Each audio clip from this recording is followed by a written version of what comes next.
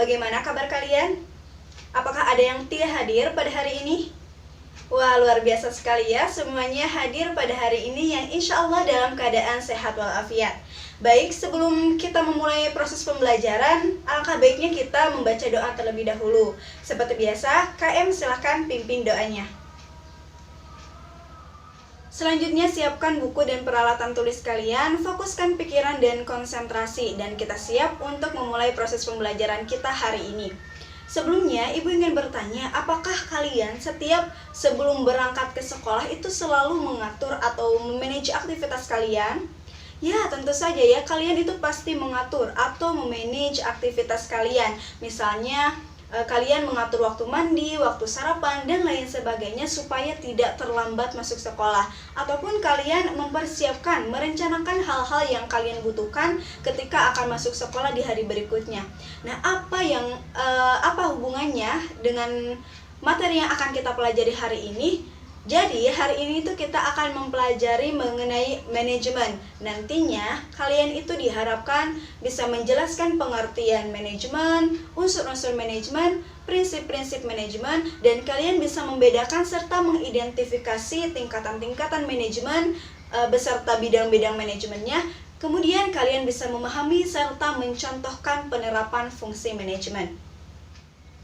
Di sini Ibu sudah menyiapkan mind map atau peta konsep pembelajaran mengenai manajemen supaya nantinya kalian itu bisa lebih mudah memahami materinya secara menyeluruh dan tidak hanya sebatas hafalan saja.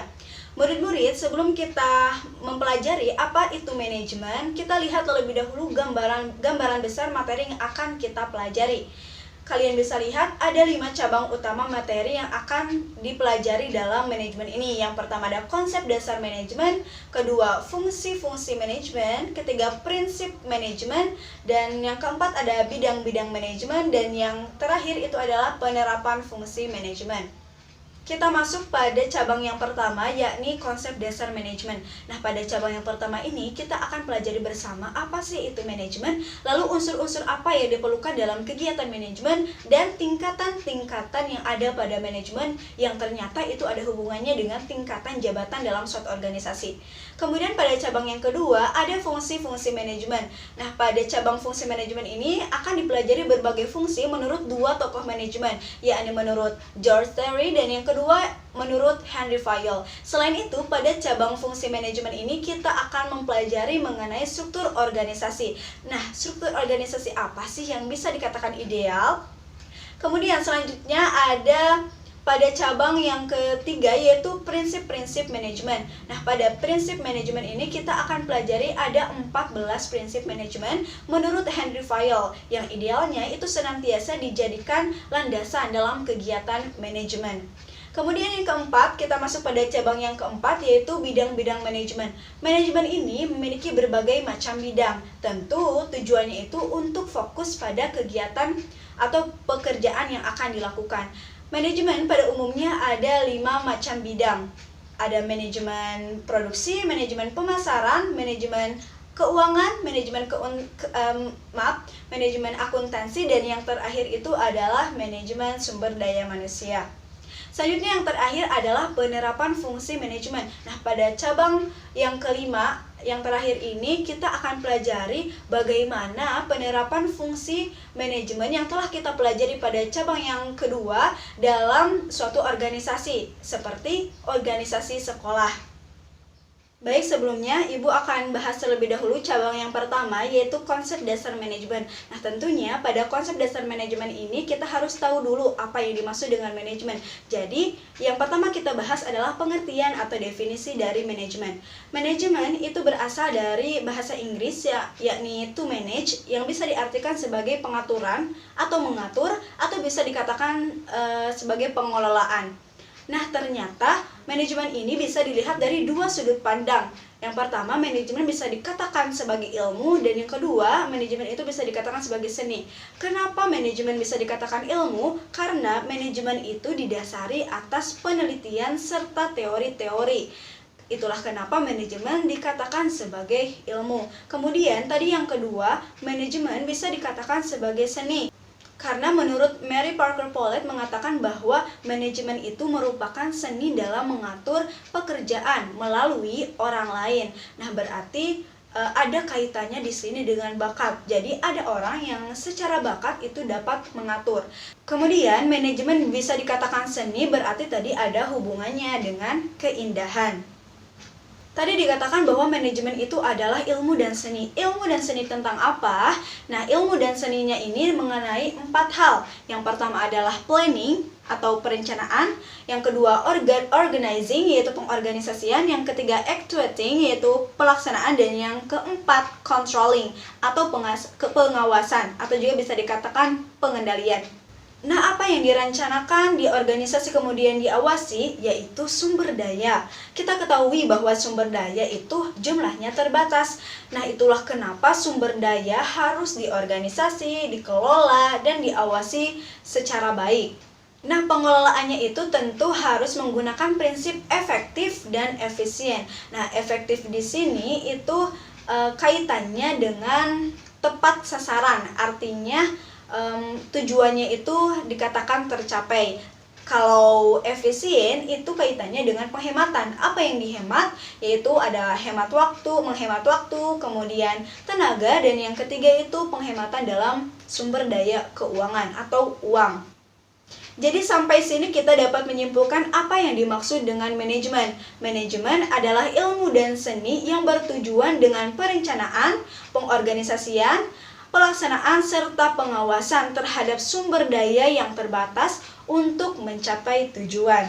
Baik, itu dia mengenai pengertian manajemen. Selanjutnya kita akan lanjutkan ke bahasan yang kedua, yaitu unsur-unsur manajemen. Dalam manajemen dikenal dengan istilah unsur-unsur manajemen. Sumber daya itu merupakan salah satu dari unsur manajemen. Pada umumnya ada 6 unsur manajemen yang kita kenal dengan 6M. Yaitu man, money, materials, methods, machine, dan market. Tapi ada juga yang bilang 7, satunya lagi yaitu minutes atau waktu. Kita masuk pada unsur yang pertama, yaitu man atau manusia. Nah, pada kegiatan manajemen, manusia itu merupakan yang paling menentukan, karena tanpa ada manusia, maka tidak ada manajemen atau tidak ada proses kerja. Selain itu, manusialah yang membuat perencanaan, menentukan tujuan, dan melakukan kegiatan produksi untuk mencapai tujuan yang telah ditetapkan. Jadi, pada unsur manajemen yang pertama ini, manusia terdiri dari orang yang mengelola dan orang yang dikelola. Unsur yang kedua adalah money atau uang. Nah, dalam kegiatan manajemen, uang itu diperlukan sebagai sarana untuk melakukan kegiatan produksi. Selain itu, uang ini diperlukan dalam sebuah organisasi, utamanya yaitu yang pertama untuk membayar tenaga kerja atau membayar upah, kemudian membeli bahan, membeli alat produksi, serta membiayai kegiatan operasional perusahaan. Unsur yang ketiga yaitu materials atau bahan baku. Nah, bahan baku ini tergantung pada kebutuhan serta jenis usaha yang dijalankan. Karena ada usaha yang pada bidang industri, ada juga pada bidang jasa. Selanjutnya, unsur yang keempat adalah methods atau metode. Pemanfaatan manusia, uang, serta bahan itu memerlukan metode yang efisien. Metode ini menggambarkan tata cara kerja yang teratur serta tersistem yang menggambarkan atau mempertimbangkan aspek sasaran, kemudian kegiatan usaha, lalu alokasi waktu, kemudian uang serta fasilitas yang tersedia. Selanjutnya unsur yang kelima ada machine atau mesin. Dalam kegiatan produksi atau dalam menghasilkan suatu produk itu tentu memerlukan mesin atau alat produksi. Sesederhana apapun kegiatan usaha atau kegiatan manajemen yang dilakukan tentu memerlukan alat produksi. Kemudian ada unsur yang keenam yaitu market atau pasar. Sebagus apapun produk yang kita buat atau kita hasilkan, kalau tidak ada pasar ya percuma. Pasar itu kan tempat untuk menyalurkan hasil produksi. Jadi kalau tidak ada pasar atau market, maka produk yang sudah kita hasilkan atau yang sudah diproduksi tidak akan dikonsumsi oleh masyarakat. Baik, itulah unsur-unsur manajemen yang sudah dijelaskan. Tadi ada juga yang mengatakan bahwa ada minutes ya, yaitu waktu, karena memang dalam kegiatan manajemen itu kita akan selalu terikat pada waktu yang tersedia. Nah, itulah mengenai pengertian serta unsur-unsur manajemen yang telah Ibu jelaskan. Baik, di sini Ibu telah mempersiapkan kelompok diskusi yang nantinya kalian harus berdiskusi, menjelaskan, kemudian mempresentasikan sisa materi yang belum Ibu jelaskan. Di sini Ibu memegang 5 lembar kerja beserta anggota-anggota kelompok di dalamnya. Nah, Ibu sebutkan terlebih dahulu nama perwakilannya, kemudian yang merasa namanya disebut, silakan ke depan untuk mengambil lembar kerja, kemudian kalian bisa langsung bergabung dengan teman sekelompoknya lalu berdiskusi. Kelompok 1 ada Senia, kelompok 2 ada Rehan, kelompok 3 ada Salman, kelompok 4 ada Anissa, dan yang kelompok terakhir atau kelompok 5 yaitu Rita. Silakan untuk mengambil lembar kerja ini dan kalian bisa langsung berdiskusi.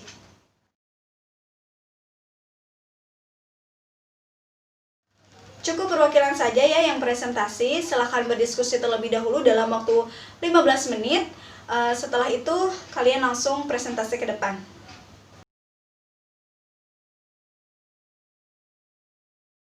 Baik, sesi diskusi kelompok sudah selesai. Silakan kelompok pertama untuk mempresentasikan materi yang akan dibahas. Ibu minta kelompok lain untuk menanggapi hasil diskusi teman kalian.